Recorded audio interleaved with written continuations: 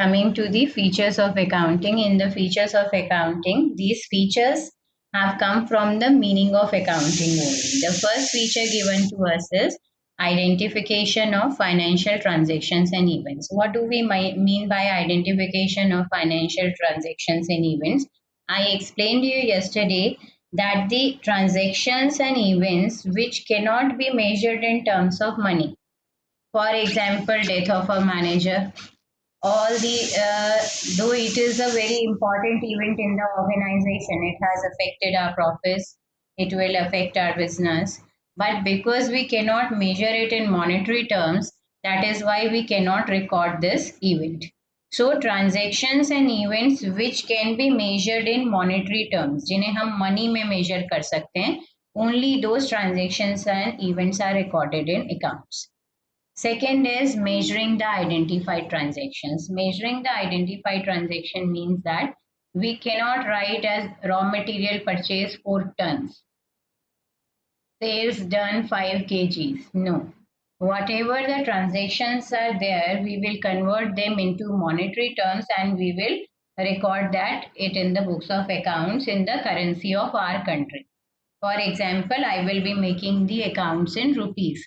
Yesterday the Yesterday, the video which I showed you was in dollars, and that video that YouTube video I sent to my sister, and she told me that why you haven't used Indian currency, why you haven't used rupees, and why you have used a dollar one.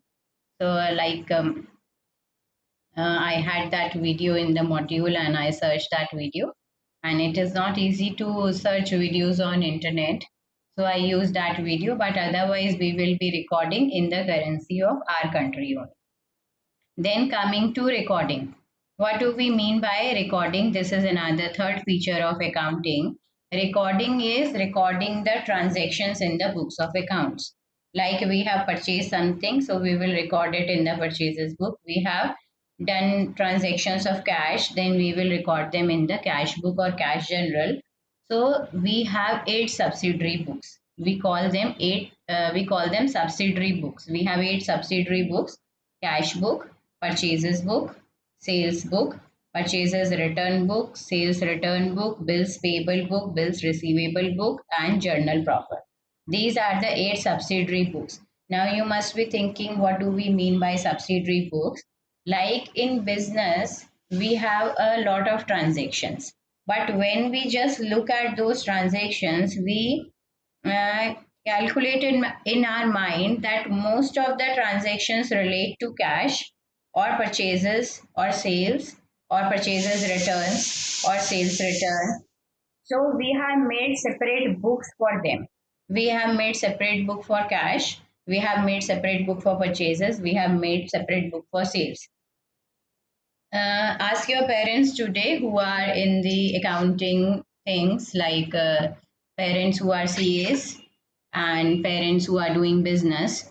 Ask them why they make separate books for purchases, why they make separate books for sales, and just go through those books if it's possible.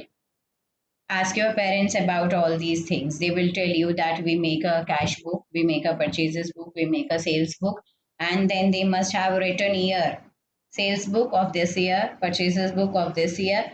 They will be showing you. These books must be there with your parents. Now, coming to classifying. Classifying means, because I have seen that the students who join the commerce stream, generally they have some background of commerce in their family members. Either the father is CA or father is doing business and mother is teaching commerce only, or even their elder brothers and sisters have graduated in commerce only. I have noticed. So they must be very easily explaining you what is a purchase book, what is a sales book, why do we make this. And it is interesting to talk about your subject to your family members. Then coming to classifying.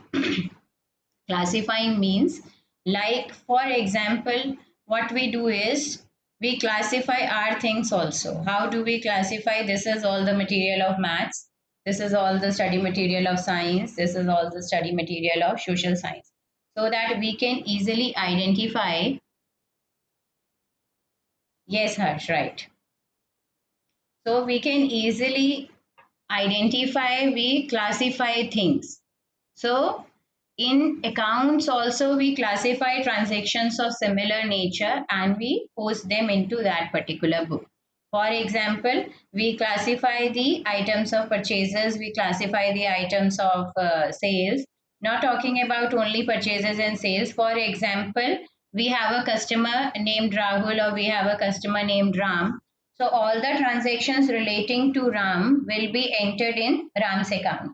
All the transactions related to Harsh, whether Harsh has paid us this amount, he has taken this amount from us. So all the transactions related to Harsh will be classified and put in his account only. We will make an account, Harsh account. In Harsh account, we will be posting all the transactions of Harsh only. So this is classifying the transactions of similar nature together. What written in the book is classification is the process of grouping transactions of or entries of one nature at one place. The transactions recorded in the journal or the subsidiary books are classified or posted to the main book of account known as ledger. Ledger is what? In ledger, we make all the accounts. For example, I have 10 accounts in my business. I have Ram's account, I have Sita's account, I have Lakshman's account. So I will be posting all these accounts. I will be writing all these accounts in one book, and the name of that book is ledger. Now coming to summarizing, what do we mean by summarizing? You must have done in your theory subjects, like every time you make a summary of the chapter, that what was there in the chapter. This is the summary you used to make. So in accounts also what we do is, after making all the accounts, after making all the subsidiary books, what I do is I take out the result of all this. I make a summary. In the trial balance, what I do is I make the trial balance, name of the account, debit balances, credit balances. The accounts which have debit balances, I write the amount in the debit column.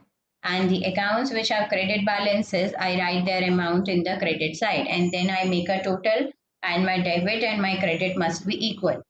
Then I make a trading and profit and loss account. Out of the summary of these accounts, I make a profit and loss account to find out whether I have earned profit or I have incurred losses during the year.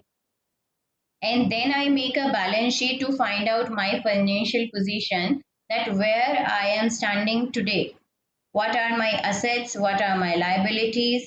This I find out through the summary, making the summary of all the accounts. Like, first of all, transactions are happening throughout the year.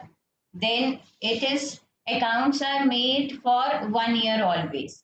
That year can be financial year, that is from 1st April till 31st March, or it can be for the calendar year, that is from January 1 to 31st December. We can choose any one, but we cannot change it again and again. So when these transactions are taking place throughout the year, we are making accounts throughout the year. But at the end of the year, what we do is we make a trial balance to make a summary of all the accounts, that what is the total of all the accounts at the end of the year. Then we make a profit and loss account to find out whether we have earned profit, and then balance sheet. So this way we make summary in account. We summarize all the data, classified data. Is written in the book is, this involves presenting the classified data in a manner which is understandable. For example, I have not studied accounts, I have no knowledge of accounts.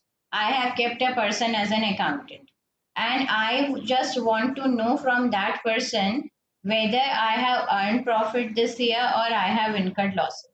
So if the accountant is giving me all the accounts, accountant has given in my hand the purchases book, the sales book, Ram's account, Sham's account, he has given in my hand, then I won't be able to understand anything.